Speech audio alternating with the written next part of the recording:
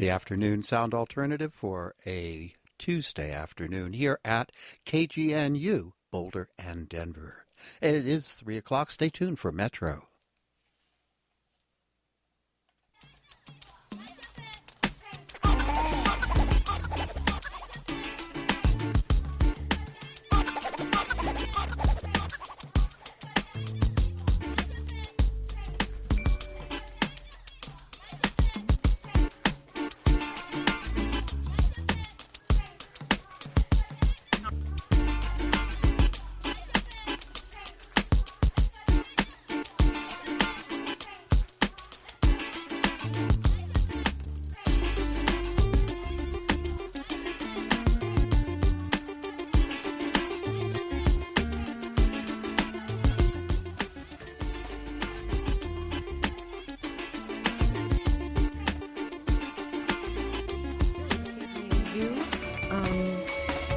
We're listening to KGNU, Boulder, Denver, 88.5 FM and 1390 AM, kgnu.org, or all around the world. Stay tuned for Metro.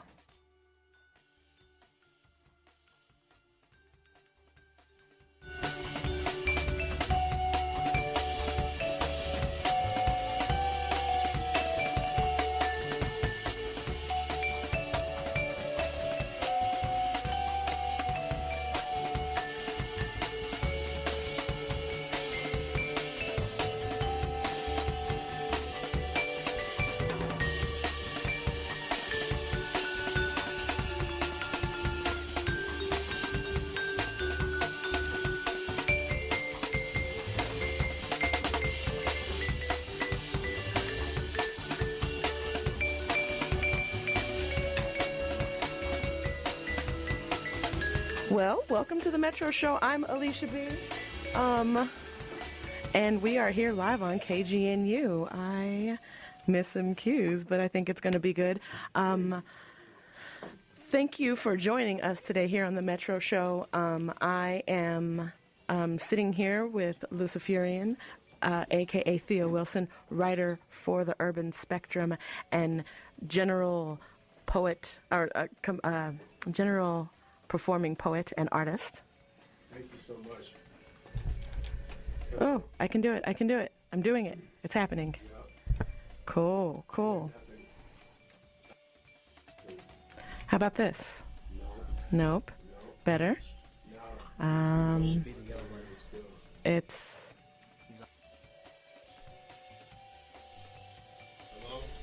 Hello? Yep. Hello? I can hear you from I can hear me too, but I cannot hear you. This is racist. This is the mid one. How about the orange one? Can you grab the orange one? Yeah, Pretty please? I can actually hear it. Yeah. I think it's the red mic that's not working. Yeah, this is deep. Oh, see that? Yeah. It's the red mic that's I'm not right working. here. That's fantastic. I'm so sorry about that. Also joining us, I have a friend from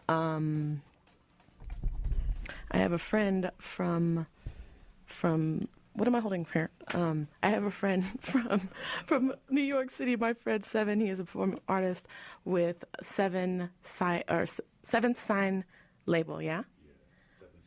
Seven Sign Bone Thugs, performing national performing artist. Try that one for me. His headphones are not plugged in. Yes, don't plug them in. Stop it. Fellas. Today I want to talk a little bit about gentrification. Okay. I know that you recently wrote this fantastic article in the Urban Spectrum. Yes, ma'am. And it was about foreclosure. Earlier, a couple weeks ago, you were on with Donnie. Yes, I was. Can you give me a little summary of what you guys discussed as far as foreclosure? Well, it's the fact that in one of the blackest districts in Colorado, we have the highest foreclosure rate in the entire state. And there were some officials there that made some decisions that sided with the banks over the people. And so that article was an expose of the consequences of that for black folks, for poor folks, in the context of Colorado and our political establishment. Fantastic. I know that there's some stages that we're experiencing in gentrification. Yes, And ma'am. just for people who aren't super aware of that there is a problem, Yeah. tell me a little bit what gentrification is. And then I want to first hand it to you, Theo, and then you, Seven, a.k.a. Hassan, please comment. Gentrification is economic warfare. It's what happens when a community has a 400-year head start from free labor. That's what you can do with gentrification. What we're dealing with as a people is the fact that when we integrated, the community's economic power leaked and went far, far away. It went into the businesses. Really? Wow. I'm sorry, go ahead. Okay. What's going on is that ultimately the black community in Colorado does not have a strong enough economic base to fight this, and so we're being shuffled like cards all around the place, and that's what's going on. So it's reaching a stage where it's like epidemic now. It's more than black communities, right? Because there's recently they have demolished a bunch of projects over here off 10th and Osage and are building these new shining only 20% of low-income residencies. Yeah, I remember, and I'm speaking from the black community because that's what I represent politically. I'm also Hispanic, you know what I mean? Just because I am 1/8 from Cape Verde and other places like that. So what I'm saying is that, and also Belize is where my roots are as well. So I'm speaking from a politically black perspective. However, I mean, the Hispanic community is very familiar with this. Talk to anybody who grew up on the north side of Denver, and they will tell you straight up, like, yeah, this happened to us too. So, or anybody who went to Metro State. Yeah, anybody. It's the same thing. It's the same mechanism employed time and time again because that's what happens when you have the economic strength. You do what you want. Money talks. So, yeah. Fantastic. Hassan. Actually, everything that you said. Can you please, for me, get on top of my mic? Everything that you're saying, I was pointing out to Alicia earlier. I haven't been here that long. I've been here to visit a lot, and one thing that I kept noticing in different parts of the city, the north side I lived, past 35th Avenue, I noticed that they were trying to push everybody away. All those Hispanic people that live up there. I went and visit Montbello all the time. And go have friends out there, and one thing I noticed in Montbello and Aurora and that Stapleton area, it's, you put people in a box and surround them with all this money. There's no way for them to break out. Exactly. But one thing that I did say that's different with Denver that we tried to do in New York is invest our own money in our neighborhood. And I see the economic struggles out there, and I understand why it's so difficult. There's not a lot of businesses for development in those areas. And that's a problem in this city. You have so many areas of the city. The city is too small to have 4 and 5 blocks that look the way they do to be surrounded by $1 million homes. Precisely. Yeah, I think you got a good point. My brother's from New York. I spend a lot of time in New York because that's where my father's from. And what I can say is that at least in New York, you have a substantially large people of color population that if you want to start a business, you can actually have a good enough economic base to be black-owned or brown-owned directly from the ground up and have enough people coming in buying your wares so that you can pay your rent. Here in this city, it's not quite the same thing for black people. I know that with the Hispanic community, there's a little bit more support in that, but that doesn't fight the tide of corporatism in the face of what's going on. And that doesn't say anything about bank loans, that a small business owner who's black and white, we've seen, the studies have been proven already that you're not going to get the same loan as somebody with the same idea and same product, just different skin colors going to get from the bank in the same amount of frequency or consistency. So what do you do? You know what I mean? That's Indeed. that's what we're trying to figure out. Like we perceive the problem, and now we're trying to fight for legislation that will at least, first of all, stop the tide from people getting their homes snatched out from underneath them. And secondly, see if we can find a way to create a sustainable economy here for everybody. And that's going to take some participation from the white crowd, too. Simply because, none of this ever happens alone. But first, our people have to wake up to what's happening. And then we have to have the activism behind it to put some muscle into those thoughts. One of the best points that I had to learn was college. Go to school. We as a people can do better for ourselves if we encourage this generation of, I don't want to say mindless kids, but mindless children. They need to know that it's okay to go to school. Yeah. And with that education in psychology, sociology, development, design for your property, you know, construction degrees, those kids can bring those ideas back and they can change their own neighborhoods. Yeah, exactly. And I think that there needs to be a stronger push for those type of moral ideas, less ambiguity with those kind of ideas. Tell them it's okay, go to school, grab that education. We are at a situation right now in this country where we can stop blaming everybody but ourselves. Yeah. And I think Seven brings up a good point. What he's talking about here is who's setting the mindset for the kids. He's asking a very fundamental question. And back during the days of Jim Crow, at least what we had was our elders and our people setting the cultural norms and the goals. Right now, the goals are set by whoever wants us to buy their products. Like literally when I have worked in these inner city communities, all I see is kids acting out their favorite rap videos on the playground. Like all I see, like literally a little girl would get in trouble and she would quote Nicki Minaj and trying to cuss out the teachers. Like I've seen this happen in my life, you know, like within the last year and a half. So this is a good segue to my next question. Like, so I saw you speak at the MLK Parade. Yes, ma'am. And there was a lot of speakers, and they said a lot of good things, but I felt that all the things that you said were particularly poignant in the way that you said something to the effect of being coming out of the 80s and how it ravaged our people. The only thing that we had was hip-hop. Yeah. And, like, you know, so we're at this junction where you and me to some extent are creating this media, this hip hop that these kids are acting out on the playground. How can we do better? Well, first of all, we may be creating it, but we're not the ones profiting from it, and I think we know that. I think that when you look at it, it's that there's not that there aren't good artists out there. That's called appropriation, right? Yeah, it's appropriation, but no. I'm talking about that you could be black as 2 Chainz. But there's also another black rapper out there who's talking about something more positive who's not going to get that record deal. So we create the art. That's true. But unless we're actually creating programs in the community, which a lot of us are doing, you know what I mean? Like Jeff Campbell started that way back with the Hip Hop Coalition.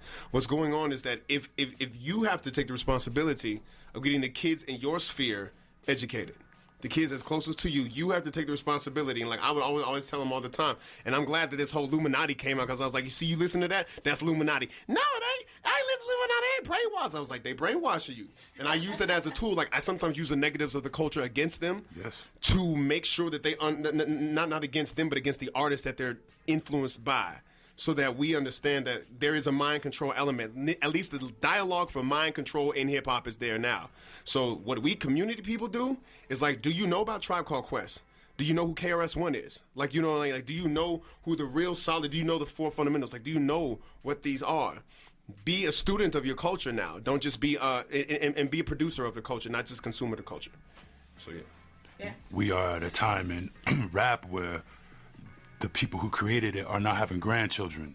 We need to acknowledge our rap elders, our hip-hop elders. You know, when a group of people tell you have, like you said, the coalitions and guys like Cornel West, when they support the hip-hop but not the message that's behind it, that's the problem. But it's not all the hip-hop that's like that. Of course not. Like you said, a rapper with a fundamental message isn't going to get that deal that puts him on a mainstream level. He's going to have to do what Tech Nine did and put his message out, or like the slam poetry guys, like you guys, you know, put that message out in a medium that's going to get to the audience that listens first. Then they can educate their children. Exactly. And when our kids right now who are having children aren't listening to a message, when they're listening to a brainwashed consumerist attitude, they're not going to want to put or preach that knowledge to their children. Absolutely not. And you need a rapper who is strong, who has a voice strong enough to say, this is what you need to be like. This is what you need to think like. If you don't, you're going to continue to de-evolve your people. Yeah. That's what's happening. And you bring up a great word, Seven, and that's de-evolve. We're looking at a cultural dismantling. It's one of those major terrible things that's going on. So we can address that a little later. Oh, lovely. So let me direct this at you, Seven. So you came from a place that has probably undergone some gentrification a couple times, right? Can you talk to me a little bit about like what that looks like in terms of what's going on, like in 5 Points right now, what's going on here in the La Alma neighborhood, in Montbello, so forth? Okay, one of the big things everybody knows, of course, is the Barclays Center going up. You know, when that happened, or the building of that post-September 11th, a lot of people were trying to move out of Manhattan to Brooklyn, you know, and that money influenced a lot of change. You know, we got a lot more franchises, a lot more malls in Rockaway and Bed-Stuy and things like that. Movies coming in and wanting to film all the time in that area because of the tax write-offs made it easier for people to want to be around. You know what I'm saying? And one of the things that I noticed when I came to Colorado is they use the weed to bring people here without saying we're using this to bring a population change.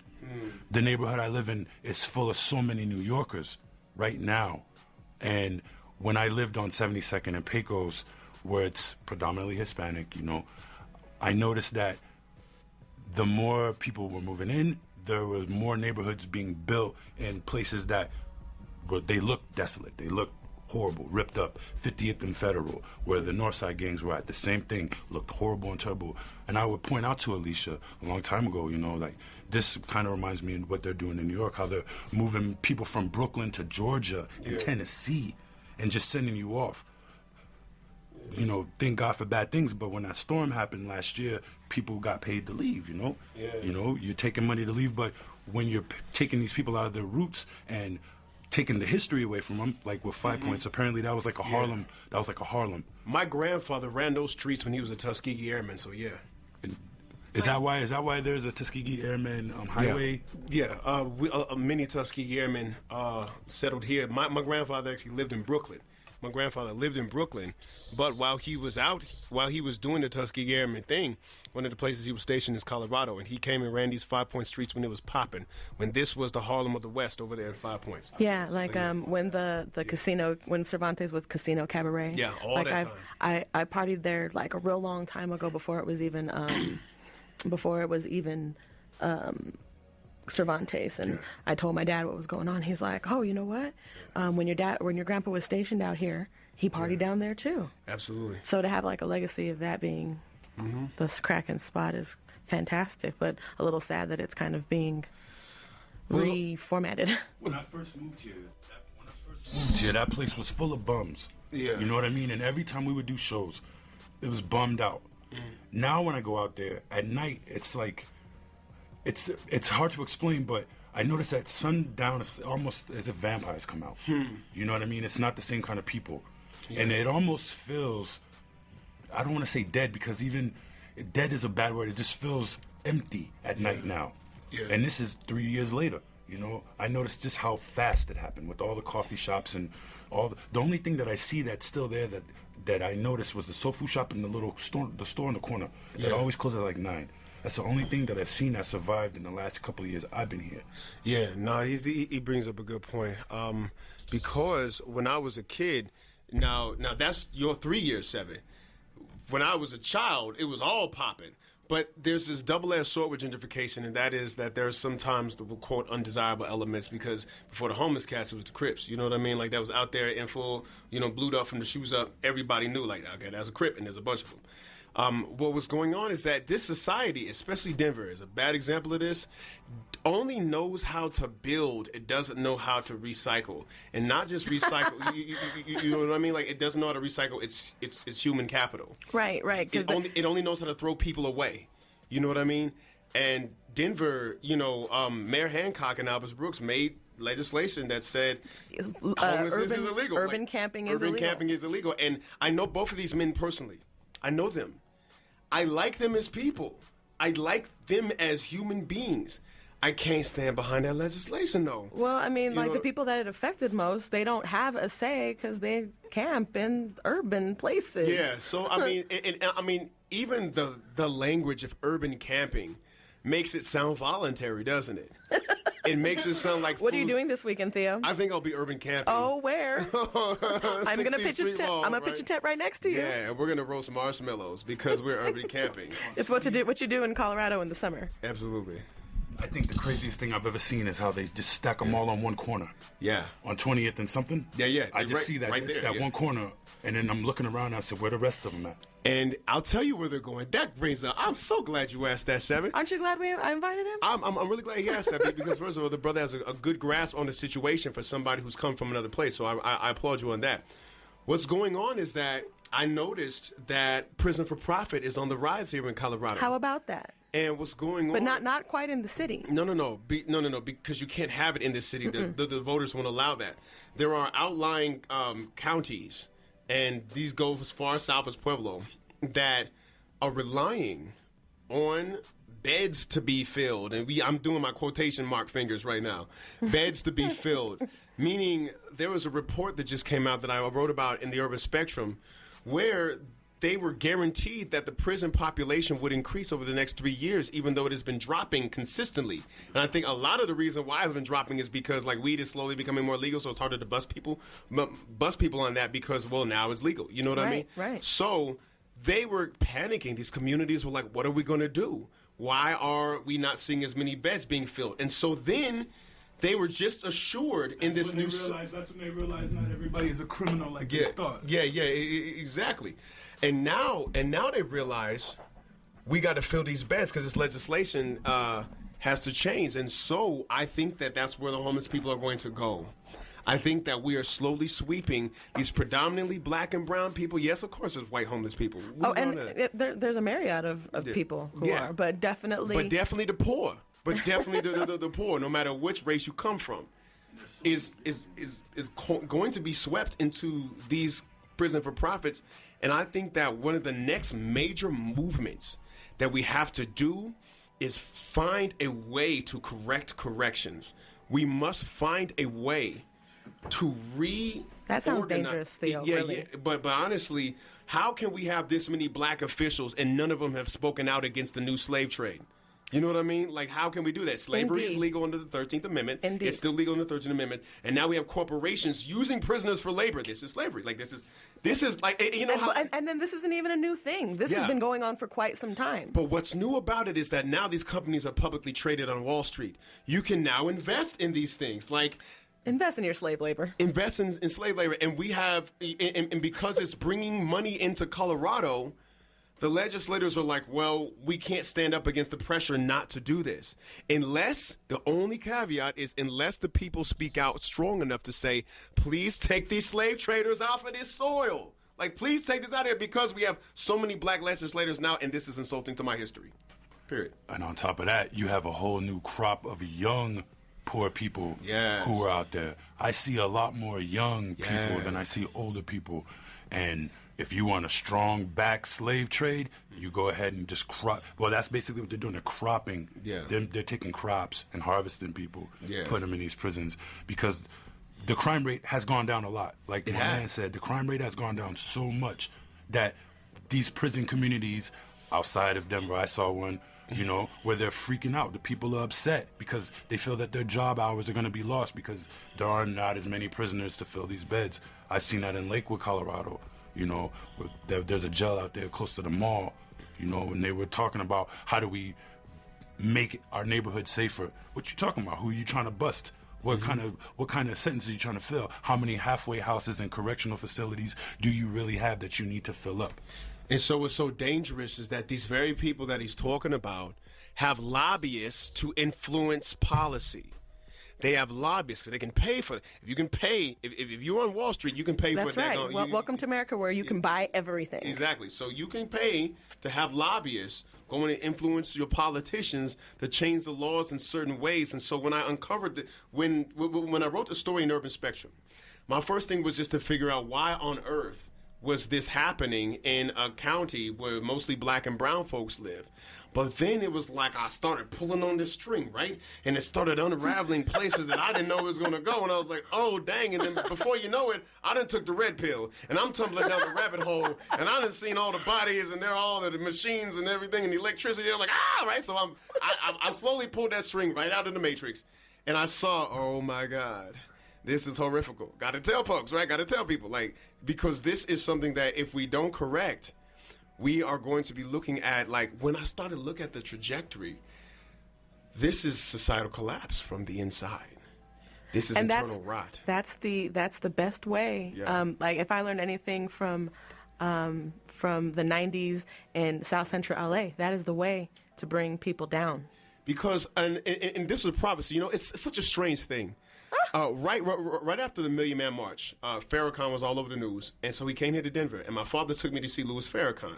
And like I told my social studies teacher, I'm going to go see Louis Farrakhan, right? and so I went to see Farrakhan, and, you know, I never agreed with anything regarding, you know, naked anti-Semitism. I got too many Jewish folks, and whether or not Farrakhan is actually nakedly anti-Semitic actually is within question if you read the transcripts of what he's saying. I just want to put that out there. Like I see, just so you know, I see both sides of the situation. But what he did say was this: Farrakhan was like, America is too militarily great to be taken down from the outside. Yeah, they're not going to be able to. Nobody can do this. We have too many nukes, too many drones, too many all this. You literally can't take us out from the inside. It's going to fall from within, just like the Roman Empire. And that's what we're looking at. Just like the Spartans. Yeah, everything is from inside. When you have too much military might, it's like having big muscles and no guts. Oh, see what I'm saying? And that's who we've become. Make sure you work on your squats, guys. Yeah, right. With squats, but not your digestion. Right. And so, you know what I mean? And so what we're starting to do is consume our own for a profit. And an old Soviet saying was, a capitalist will sell you the rope to hang him with if he thinks he'll make a profit. And that's what's going on right now. That's literally, we're eating our babies in this country instead of educating and feeding them. We're eating them. With that, oh wow, that is. Thank you so much for joining us. No problem. Theo, Seven, thank you so much. Let people know where we can find you. Yeah. Basically. And then, one more thing. I'm sorry. Mm-hmm. We also talk about the barbershop. I'm so glad you asked me that. Yes. Please, so what's going on is my organization, BST Barbershop Talk. We have several meeting places, but the most prevalent one, we're actually opening up a new shop today, and I'll get that information shortly. But most of the time, where we're at is Marbello Barbers on 48th and Chambers. 48th and Chambers. In the Safeway parking lot. And what that is a place where on second and fourth Wednesday, we get together and we actually talk about the real things that are going on in our lives. But we've used that as a political platform. We just met with the District 7 Democrats. We've also met with the Denver Ministerial Alliance today. And also right now, our newest place is at Quality Hair Care Clinic. And that starts at 6:30 tonight on, 15491 East Mississippi. And so we got a lot of stuff going on. Just go to joinbst.com. joinbst.com, and it'll tell you all the information. And get at me at theowilson.31 on Facebook. Yep. And, 7 Swamp Music. You can check us out at toorealforthemind.com or indigenouspeoples.com. Both sites transfer to that. On that, you can check out new music from us, Indigenous Peoples, Too Real for the Mind. You can connect with us through the social media, through the contact link. Everything is good.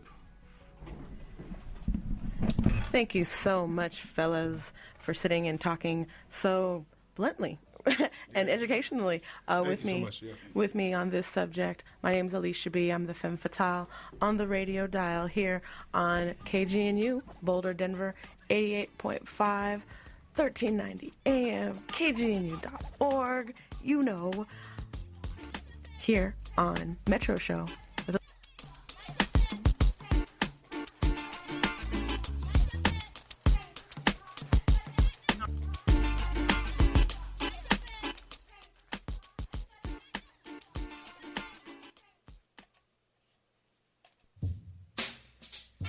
Starting in the 1950s, African Americans on the radio began changing the country. It was just a strong, say it loud, I'm black and I'm proud. But today, lots of people feel like black radio is a thing of the past. Most quote-unquote black radio is blackface radio. Tune in for Going Black, the legacy of Philly Soul Radio. I'm Kenny Gamble.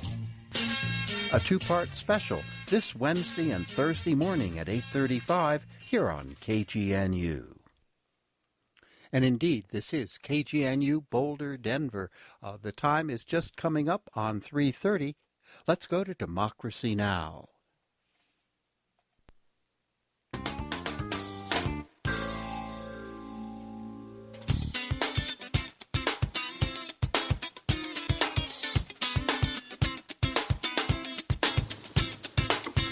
From Pacifica, this is Democracy Now! Whatever sins you have committed, you can't go back and undo it. Chiavarella was a no-nonsense, zero-tolerance judge. He always jailed kids. You are going to experience prison. I'll be glad to put you there. The way Chiavarella ran the courtroom, you could have had Effley Bailey there, and the kids would have gone away. There's a mechanism that takes over that keeps kids in that system. No one listened because we were kids. There was never any instance of guilt or innocence. They were locking him up. Kids for Cash. A new documentary looks at the shocking story of how thousands of children in Pennsylvania were jailed by corrupt judges who received millions of dollars in kickbacks from private prison facilities. We'll be joined by two of the children and a mother whose son committed suicide after being jailed for years. We'll also speak to the filmmaker and lawyer who helped expose the scandal. All that and more coming up. Welcome to Democracy Now!, democracynow.org, the War and Peace Report. I'm Amy Goodman. Across the United States Monday, protesters took to the streets for hundreds of rallies urging President Obama to reject the Keystone XL oil pipeline. The actions in at least 44 states followed a State Department report claiming the pipeline's northern leg would have a minimal impact on climate change. Environmentalists disagree, saying plans to pipe 830,000 barrels of oil per day from Alberta's tar sands to the U.S. Gulf Coast would accelerate global warming and threaten communities along the pipeline's route. Here in New York City, scores of people rallied in Union Square, including environmentalist Bill McKibben of 350.org. This issue's already brought more Americans into the streets than any environmental issue in decades. And now, finally, we're at the point of decision. It's out of the hands of the bought-off bureaucrats who've been delaying it in the State Department for years and doing the bidding of the fossil fuel industry. Now we're going to find out whether John Kerry and Barack Obama are similarly captives of the oil industry or whether they're willing to really stand up when it counts for the commitments they've made about climate change. The protest came as a new study revealed emissions of toxic pollutants from the Alberta tar sands have been vastly underestimated. Researchers at the University of Toronto Scarborough say actual levels of pollutants known as polycyclic aromatic hydrocarbons are far higher than estimates accepted by the Canadian government. The pollutants have been tied to a higher risk of asthma as well as cancer. Treasury Secretary Jack Lew's calling on Congress to act quickly to raise the nation's borrowing limit. A temporary suspension of the debt ceiling expires Friday after it was passed in October following the government shutdown. Lew warned a delay could cause the United States to default on its obligations by the end of the month. Without borrowing authority, at some point very soon, it would not be possible to meet all of the obligations of the federal government. The truth is, the longer we wait, the greater the risks become. Whether it's the economic recovery, the financial markets, or the dependability of Social Security payments and military salaries, these are not things to put at risk. Major Internet firms in the United States have begun releasing data about the amount of user information they secretly hand over to the government. A legal deal reached last week allows the companies to disclose broad details about the number of orders they receive from the secret Foreign Intelligence Surveillance Court. Yahoo, for example, reports it received FISA requests for user content affecting at least 30,000 accounts during the first 6 months of last year alone. In Germany, a hacker group has filed a criminal complaint accusing the government of Chancellor Angela Merkel of illegally helping the United States spy on Germans. Outcry in Germany previously erupted over news the U.S. spied on Chancellor Merkel's cell phone. But the Chaos Computer Club now accuses Merkel's government of illegally collaborating with the National Security Agency and its British counterpart. In a recent interview with the German TV station NDR, NSA whistleblower Edward Snowden described the relationship between German and U.S. spy agencies. would describe it as intimate. As a matter of fact, the first way I described it in our written interview was that the German services and the U.S. services are in bed together. They not only share information, the reporting, the results from intelligence, but they actually share the tools and the infrastructure. They work together against joint targets and services. And there's a lot of danger in this. Al-Qaeda has renounced ties with a powerful militant group active in Iraq and